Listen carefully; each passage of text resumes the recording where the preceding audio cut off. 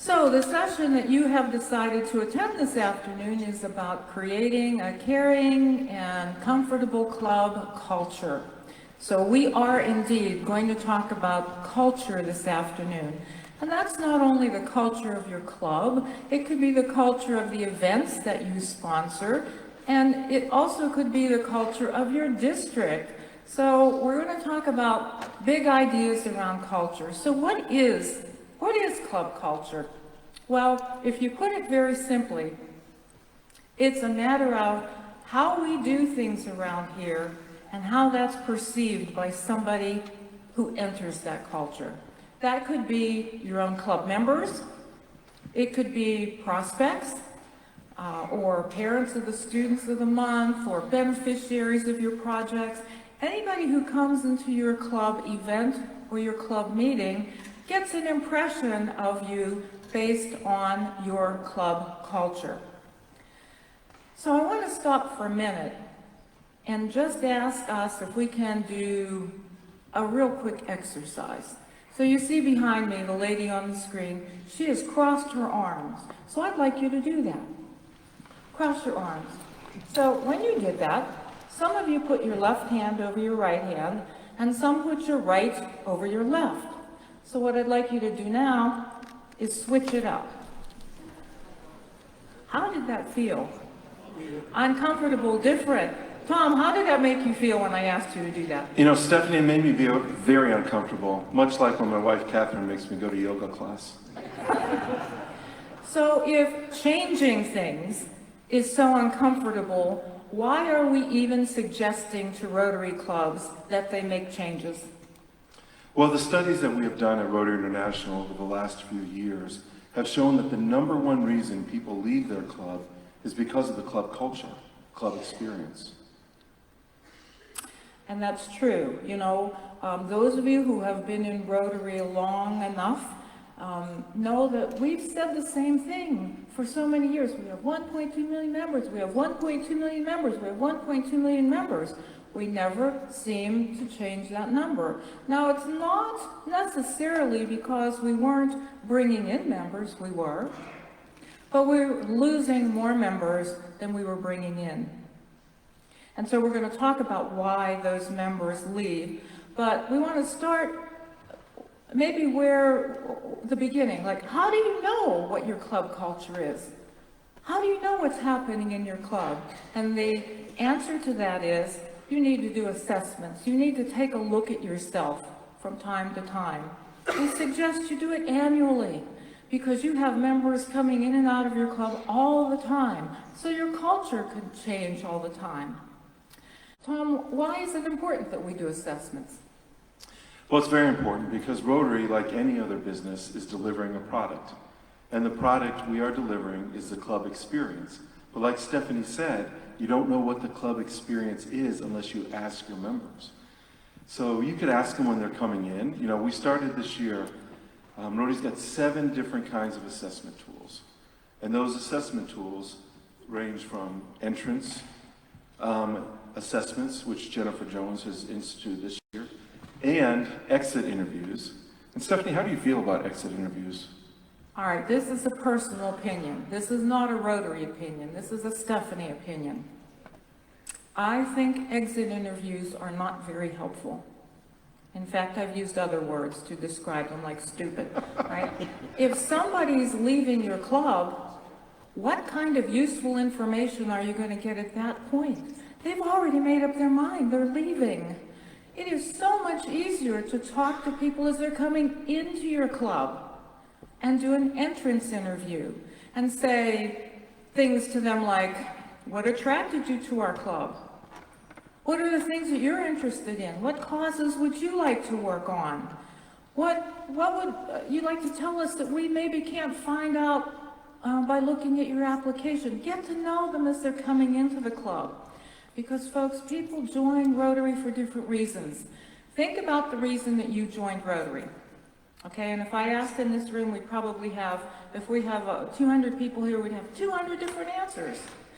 Basically, though, people join for one of 4 reasons. Think about Paul Harris.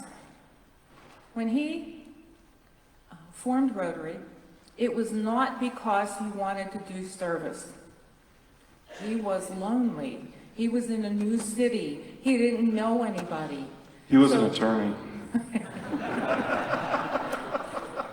Besides that, he was lonely. And he needed to find friends. So he got 3 gentlemen together and said, let's get together once a week and we'll go to each other's office and we'll get to know one another. The service came later. Some people hear that we are a membership organization that does service, and they roll up their sleeves and say, we want to do that. We want to change our community. We want to impact the world, and that is fine. Some people look at us and say, look at all those business people. I bet if I were a member of this club, I could learn some valuable things. I'm young in my profession, and that's of course true. And then the same reason they look at us and say, look at all these business people. These people own businesses. I own a business. This would be a great place to network. And that's also true. So when we find out why people are interested in coming into the magic of our organization, we have a better chance of designing our club meetings, our speakers, our projects, our socials, so that from time to time, we are going to give them the value that they're seeking. Because, you know, you are all or have been business people. When people do not like a product or a service, what do? They leave, they take off. So what we're really talking about is doing an assessment to find out where your club might be, to take a look through the lens of continuous improvement. Maybe your club is fantastic already. Bravo. Keep it that way. Keep it that way. You know, we want clubs to become, the phrase that I've been using is simply irresistible. Because when your club culture is irresistible, membership will take care of itself. Because the people who are in your club are going to say, I'm not going anywhere. This is a fantastic club. We're serving the community. We're serving the world. I'm having fun. I'm staying. I'm staying. And those who are on the outside are saying, what are those people doing over there? They're really, you know, amazing, and they're helping, and I want to come in. I want to join this. So that's what we're really talking about, looking at our cultures to make sure that we're creating that kind of environment that is going to attract people and retain them. So Tom, do you want to talk a little bit about the kinds of surveys that are out there that people can actually use? Absolutely. There's all kinds of different surveys. And which survey should you use depends on your club. I mean, if you're a small club and you only have 10 or 11 people in it, you could pick up the phone and you could ask them, do you like where we meet? Do you like when we meet? Do you like our service projects? Do you like our socials? If you're a club of 700 people, you're likely in India or Alabama. But then what you can do is you can go online, you go to My Rotary and just type in membership satisfaction survey, which is a survey for your members. You could also do what's called a club health check, which would be a member satisfaction, but only of the board of directors. And it's not difficult. If you read one of those and you think it's too long, you could just cut and paste the information from it and then actually put it into a Survey Monkey. So whatever works for you is great. So after we conduct the survey, what happens next? Well, one of 2 things will happen. As I mentioned before, you could find out that your club is in great shape. You're getting grants approved and you got members coming in the door and, you know, lots of service projects going on. That's fantastic. Or you might find out that there are some areas that need maybe a little bit of improvement. Again, through the lens of continuous improvement, some things that you might be able to tweak. I am never suggesting that you blow up the club and start all over. That's never a good idea. You want to think about some small changes that you can make, small changes that will have a big impact. When you look at the club, and you've clearly seen as leaders that there are some things you need to maybe improve, you have to make that decision when you look at your club. And it's not unlike other situations in our life. It's fight or flight. So fight or flight means basically this. You have to make a decision. Am I going to stay in this club? Am I going to be one of the change agents that pushes these little ideas forward and continue to work on changing the club environment? Am I going to fight to make my club better? Or is this club so far gone that I'm not going to be here and I need to think of something else to do? Maybe I'll look at joining another club, or maybe I'll think about starting another club in this area because I love Rotary and I don't really want to leave it, but I want to be in a different club culture. So those are the two things that could possibly happen. Let me tell you a personal story. I'm in my third Rotary club. The first club I joined, I was in for 10 years. A fabulous club in a small rural place in western Pennsylvania in the United States. Active, did a lot of things. We did youth exchange, we did group study exchange back then, we did matching grants. We were just a wonderful club, and I had a great time. But then I had a job change, and I needed to get closer to where my job was now located. So I joined a second club in the district. That club was on life support, and they were the perfect example of an acronym that I heard recently, ROMEO, Rich Old Men Eating Out. Although it was mixed gender. And I thought, I can't get them to move. That's all they wanted to do was get together and eat. They didn't want to do community service. They didn't want to do international service. They didn't want to do youth exchange. They didn't want to do anything. By that time, I was already a past district governor. So you can imagine what happened when I would stand up and say, how about we try this? And they just wouldn't listen. They would glaze over. So I kept trying and I kept trying and I kept trying, but I got to the flight stage and I decided I'm really spinning my wheels with this group. And so I jumped to another club in my district, which is where I am now, and I've been in that club for over 10 years. Fabulous. Fabulous. 60 members now. We have an impact satellite. We have an interact club. We do grants. We do, just amazing. It's just amazing. But for me, I had to make that decision. Unfortunately, we have far too many Rotarians, especially if they're younger, that don't understand that you can go to another place. They simply leave us, and we never know. And we're thinking about culture in our clubs. So I want to back up a little bit and talk about, we mentioned doing an assessment and why that's so important. Well, in addition to just making common sense, how many of you from time to time think about going on a diet? Well, in order to do that correctly, you've got to step on the scale and see where you start, and then engage in whatever you're going to do, and then get back on the scale to see if you made any progress, right? Well, that's the same thing that happens when we do club assessments. And why do we do that? Why do we reach out and ask our club members for information? Well, it's because we're attempting to get buy-in. And buy-in is crucial when we're thinking about implementing small changes. I told you the story about my second club. Well, one of the reasons that I didn't get anywhere was because I never really did buy-in and get people involved, and I never found champions to help me. But what buy-in means is you're asking club members for their opinion. And two things are going to happen. First, you're going to get useful information. If people don't like the day, the week you meet, or the time that you meet, or if they don't like, what's going on, they're going to tell you. Your members will tell you. And the second reason that you do that is to get that buy-in. We have a saying in the United States, people don't wash rental cars because they don't own them. And it's true, we don't take care of things that we don't own. So if you give your club members an opportunity to talk about what's happening in your club, even if you don't use a single thing they've said, You've given them an opportunity to be heard, and that's what creates the buy-in. And if you act on it, there's going to be even more buy-in. And I couldn't agree more with you, Stephanie.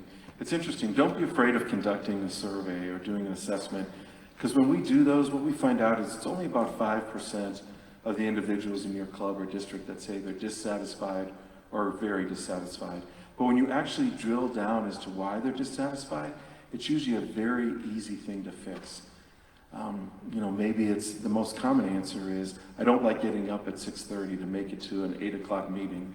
And if you have 8 or 10 of those people, you could actually do a satellite club. And Dave Cook will tell you how to do it. And the other thing is, when we do these, we also have a map of the future of how to make a change and why we need to make the change. We got a call recently from a club president, about 22-member club, and what he told us is, half the people in this club wanted to do away with the 4-way test, and the other half wanted to keep the 4-way test. So he said, what do we do? So we said, do a survey. And he did a survey, and what he found out was, hey, only 2 people were against the 4-way test. The majority wanted to keep it, but you know how it is. Sometimes the people who are against are a little bit louder. So that survey will give you the information. So not only the people who didn't want it were heard, you could actually use that to do And further. when you find out that there are some things that might need some attention, and maybe they are things that you can focus on for a little bit of change, it's important that you find other people in the club who agree with you and will help support the change that you are recommending. We call them spark plugs.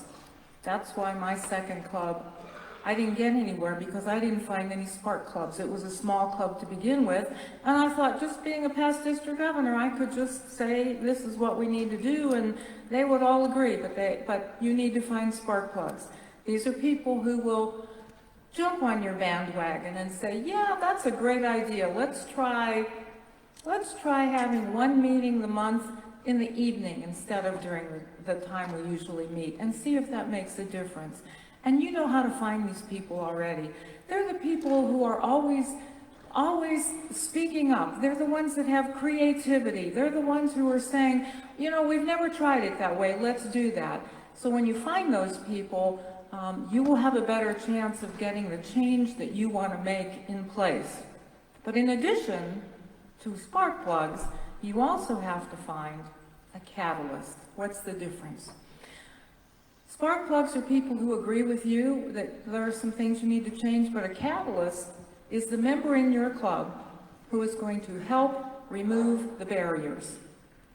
So let's say you've done an assessment, and people in your club have said, I don't like all the bickering that goes on in this club. There's just too much bickering back and forth. And you have some spark plugs. You find a couple of other people who say, yeah, that's really true. There is so much bickering in this club, we really need to change that. The catalyst, the person that will help you move that change forward, is the one who will remove the barriers. The catalyst will be the member who says, in the Rotary Learning Center, there is an absolute great course on microaggressions. And that would be a great place for us to start if we could all do that course.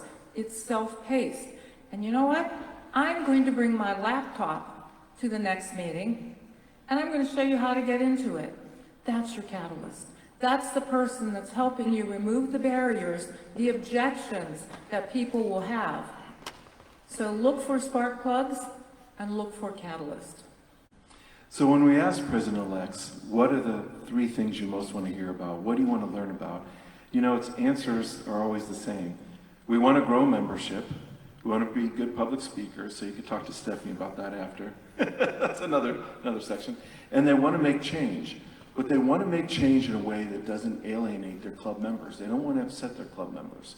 So Rotary actually has a model called the Rotary Change Model that can tell you how to implement change without offending anyone. So the way this model works, and you can see the visual behind me, it's in the shape of a circle. So you start with assess, that's the assessment and the surveys we've been talking about.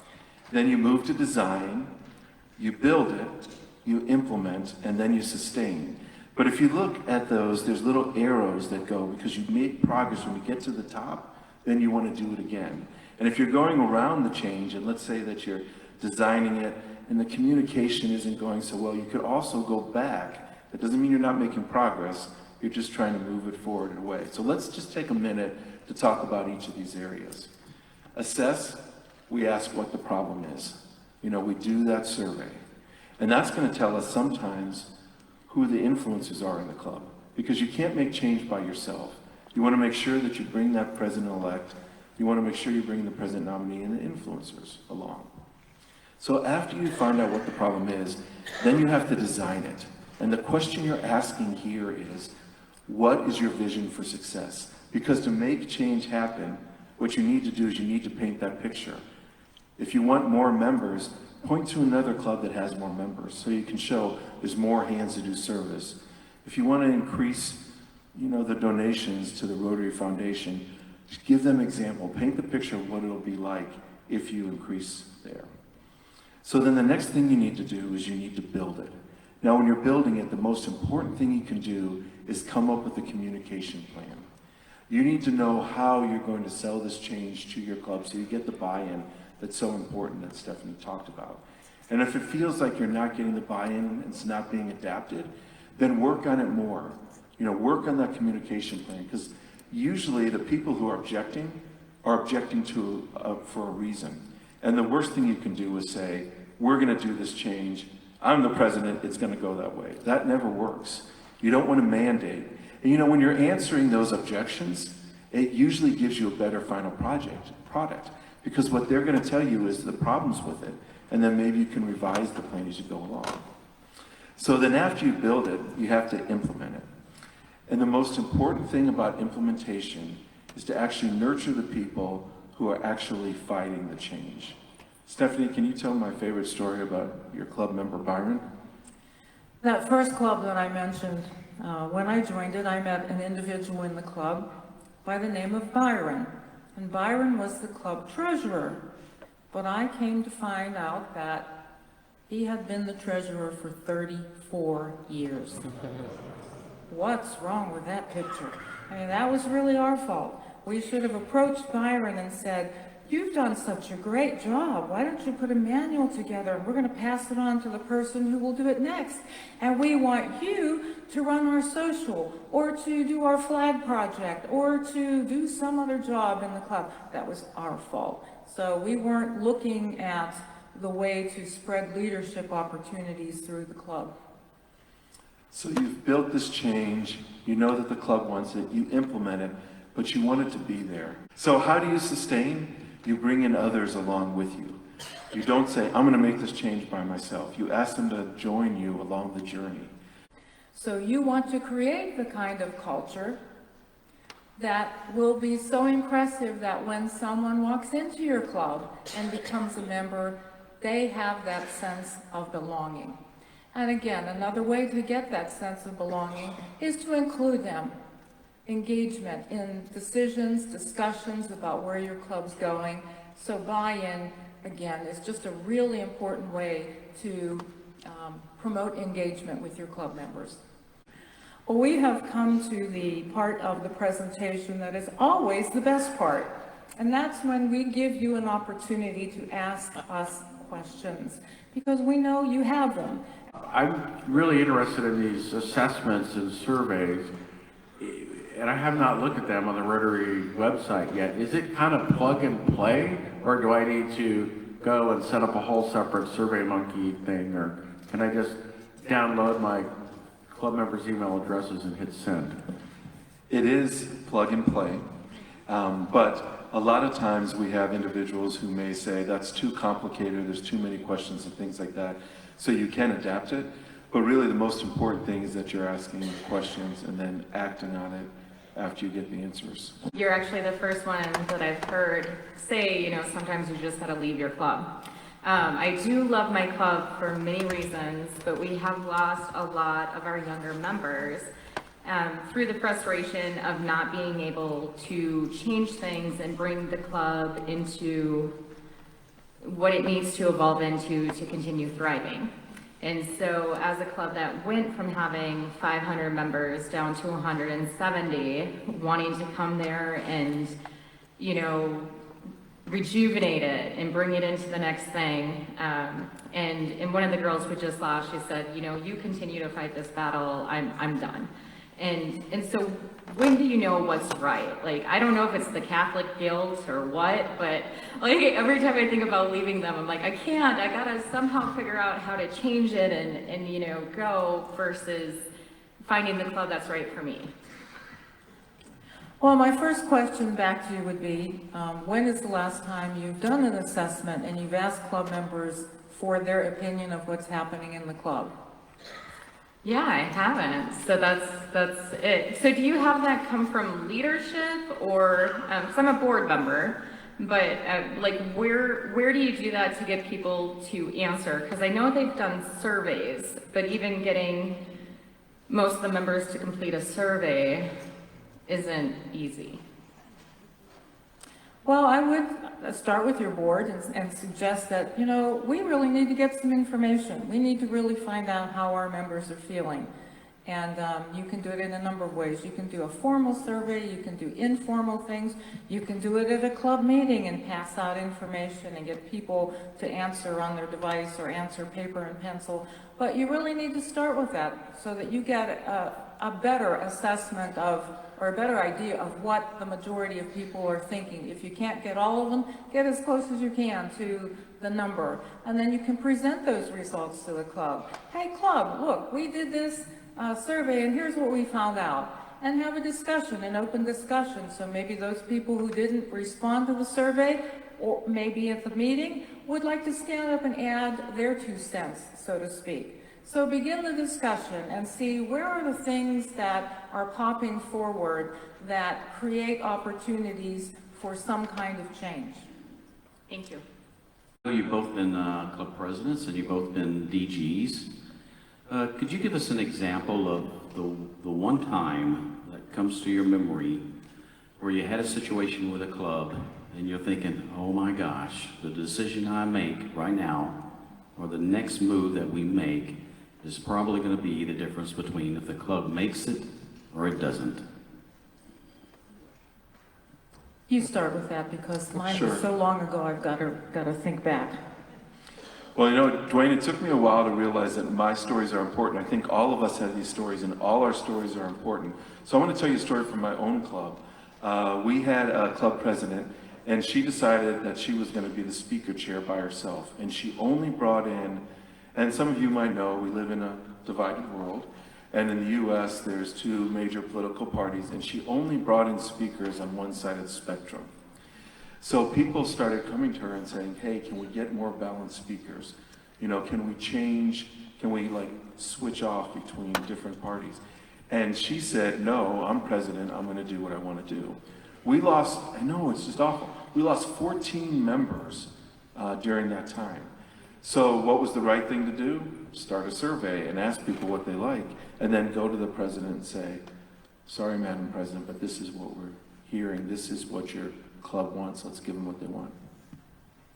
So I was club president so long ago, I can't remember, but I'll share a story with you that I think gets to the question you're asking. So in my current club, as a legacy club, about 2 years ago, we did an assessment, and one of the things we found out was that we were in a community of about 100,000 people, and we only had 35 members. Bingo, there's something wrong there. Like, why aren't we getting more members? So in further research, found out that we can't get to people because they can't come to a lunchtime meeting. We were missing doctors, we were missing nurses who have, you know, patients. We were missing teachers who were in school. We were missing retailers who had businesses to do. So we decided to move our meeting to morning. And bingo, we gained some members. But we didn't stop there. In addition to knowing that there were people who couldn't make a morning or lunchtime meeting, we found out that there were people that didn't want to go to any meeting.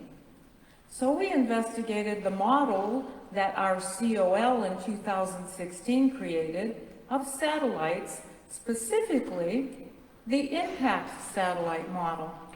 The impact satellite is created for people who want to go out and do service. They just don't want to come to meetings, ever. So we created an impact group. And these are people in our community, all ages, so there's diversity, all gender diversity, and they go out twice a month and they do service.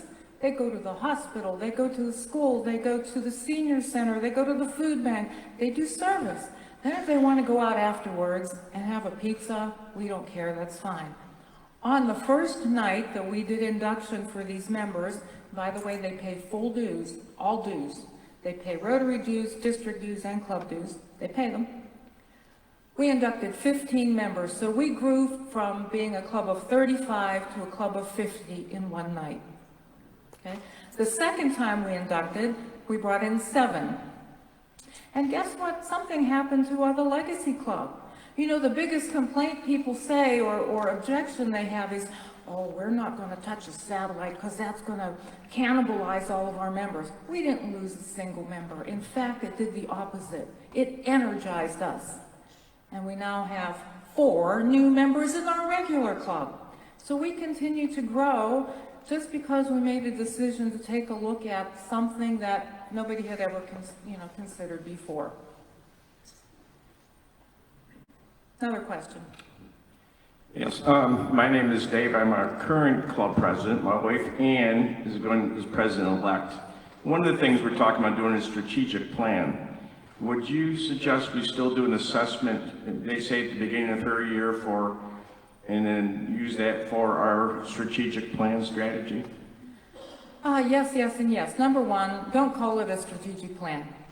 As soon as I say those words, and I just saw it down here glaze over, you want to call it an action plan. We have an action plan for Rotary, okay? But it started out with strategic planning from a committee that did all that, SWOT analysis and all that. Call it an action plan, because that's what it really means. It means that we're going to create some ideas and some priorities and objectives that our club is going to put into action and move us forward, right? So yes, I think you should do that. But I also think that it does not hurt to once a year ask your club how you doing? How am I doing? How are we doing as a club? It also presents an opportunity for your club members to suggest where the plan may need to change, where it might be not going in the right direction. So yes, do both. You will notice also when I speak, I say and. I don't ever use or. Never. I never say or. It's and. I mentioned to a group the other night that the #1 skill for all of us as Rotary leaders is communicate. And somebody said, well, what do you do? Do you do a newsletter? Yes. Do you do WhatsApp? Yes. Do you do TikTok? Yes. Do you do texting? Yes. You do all of it.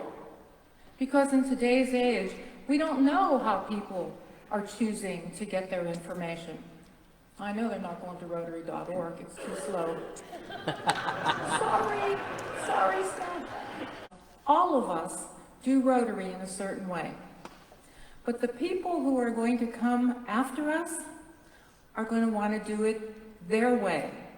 And that is okay, as long as our core values, fellowship, leadership, integrity, diversity, service, as long as those are intact, as long as our 4-way test is intact, as long as our object of Rotary remains consistent, I don't care how they do it. They're probably going to do far more technology. We have a fantastic organization, and we have to do the things to help us stay relevant and to help us remain simply irresistible or get there so that people want to come into this organization. I think we're all agreed that to develop and nurture a healthy club culture, you need supportive people. Can you talk a little bit about when you have toxic individuals or individual and how you actually manage that situation? You'd be surprised how often we get asked that question, if there's a toxic individual. When you're a club president, you want to do everything you can to grow your club. and you have a tendency to want to keep everyone. But our experience has shown that if there is a toxic individual, you're going to make people feel like they don't belong. And what the number one reason people leave Rotary is because they feel they don't belong. They feel it's not a good, healthy culture. And I tell you, when those people leave, it's a problem. And sometimes in our head as a president, we say, oh, we lost a member, and we think that's the problem. There's a bigger problem because they left with a bad taste in their mouth for Rotary, and they don't know the larger Rotary. They haven't been to an international convention, possibly like all of you have. So if there's a toxic individual, even though it hurts to see him or her go, you should probably ask them to leave. That's the bottom line. Thank you. And before that, if you haven't, you may just simply want to ask them, what objections do they have for what's going on? Where's the toxicity coming from?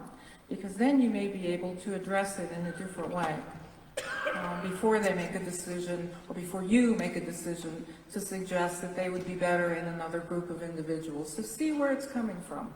And our district actually made a blue ribbon commission where they went out and they drafted the code of conduct, what you should be in our district. You should be kind, you should be, you should care for your members and those kind of things. So maybe the discussion, maybe even put that individual on the committee, maybe not, but you can institute that and maybe that'll help things.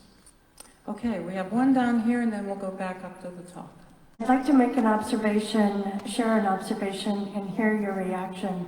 And that is my observation about Rotary and our clubs that have been around a long time is they are full of people that have deep friendships, and they really care about each other, and they really enjoy each other. But it's also my observation that sometimes they don't want to do the work of Rotary anymore. They've already been the club president, they've already run the committees, they've done their thing, and they just want to come and enjoy their friends, enjoy the program, enjoy a lunch. And so knowing that there is a good number of these beloved members that are in clubs, but they may not want to do the work of Rotary, how do we honor them and enjoy them and also move our clubs forward? Do you understand my observation? I do, and I have Okay, thank encountered you. clubs like that. I sometimes speak to clubs and they are tired. And there are lots, they have members, but they're tired, and maybe it's beyond tired, maybe they're apathetic. But the truth of the matter is, unless that club is able to get other people to come into that club will go away. So, recently I had an opportunity to speak to a club in my own area in the United States. And at best, the club was octogenarian. There was nobody under the age of 80. So there I am, cheerleader Stephanie up there, start new clubs, do this, do that. And they're just looking at me. And finally they said, Stephanie, who wants to come? Look at us. Who wants to come here? Who is going to be inspired to come and join us? And I thought, well, you got a point there. So I started to work with their board of directors. And I said, let's look at your community. Does this club look like the community? Nope, it doesn't. There are people in this community. So we identified a young man who was a photographer, a young woman who did cybersecurity, and another young man who did something in IT, and invited them as a group to come to the club as speaker. The guy who was the photographer was the speaker. So what he did was he took a phone and he showed them, whether they had an iPhone or an Android, how to take better pictures. Well, this Rotary Club, they were astounded by it because they're all taking photos, to send to their grandkids and kids and whatever. The three younger speakers were so impressed that what they had to say was valued, they ended up joining that club. And they brought their friends. And today, that club is no longer octogenarian. And that club has a future. So we need to be creative. We need to think about how to create those kinds of environments that are going to be attractive. Every club that's represented in this hall, you have built-in attrition in your club, whether you think about it or not. People are going to pass away. People are going to move. People are going to have life experiences that take them out of the area. So it's not just a matter of thinking every year, oh, we've got to bring in 2 new members this year. No, maybe you have to bring in 12 to stay exactly where you are. So we really need to embrace the concept of making our organization more appealing and more attractive so that we can get more people in the door. All right, we're going to go up to the top for questions, and then we'll come back down. I'd like for you to address the issue of transparency in club operations in terms of creating culture, and even to the analysis of assessment and survey results, where maybe we have a 25% return rate on a survey, and then half of that, now we're down to 12%, are indicating they want Plan A or Plan B, but transparency overall in terms of creating culture. Transparency is very important, especially in club surveys. Why? Because we want people to feel like they belong. And you can't feel like you belong if you don't get any access to information. So go ahead when you get those survey results. Feel free, you could do an anonymous survey, but if you have results, go ahead and share them, because that's going to let people know whether or not they're a fit for that culture or not. And the one thing we need to do is we need to let people know if they're not happy with this club, there's other Rotary clubs, there's other fellowships, there's Rotary action groups. You could be a paid observer to International Assembly or Council on Legislation. You could, in our country, you could ride on the Rose Bowl parade float. So there's other things in Rotary you could do, but we have to let our club members know there's a larger Rotary. And who's the best to tell them? All of you, because you're at an international convention. You get the big picture. We have time for just one more question. I'm so sorry. So we're going to go here for the final question. We have some clubs which have been there for 40 years, 50 years, and they now realize, and most of them are with 60 or 70 members, and all of them have been, they have held district positions. So they now realize that they need to have diversity, equity, and inclusion, and they want to have new members, but the new members don't feel they belong there, because the saying goes that the only constant is change, but in Rotary, the old residents and the old members, they don't like change. So how do we address this? You know, we've been talking about how important it is to expand our reach, which is one of the priorities of our action plan. And, you know, there are going to be cases where people who are interested in joining Rotary may not be interested in that particular club, but they have the heart and the hands for service. So in that instance, I would encourage that particular club to think about sponsoring satellites so that there's opportunities for people to come in. And, you know, if they get strong enough, then that satellite can break off and become its own club. But again, we have to be creative and look for ways. If they don't feel like they fit in that particular club, then an opportunity might present itself for them to look at a different club, or for that club to create a satellite that would more closely match the values and the expectations that they have. Well, listen, we've come to the end of the hour. That went so quickly. I want to thank you all for joining us this afternoon.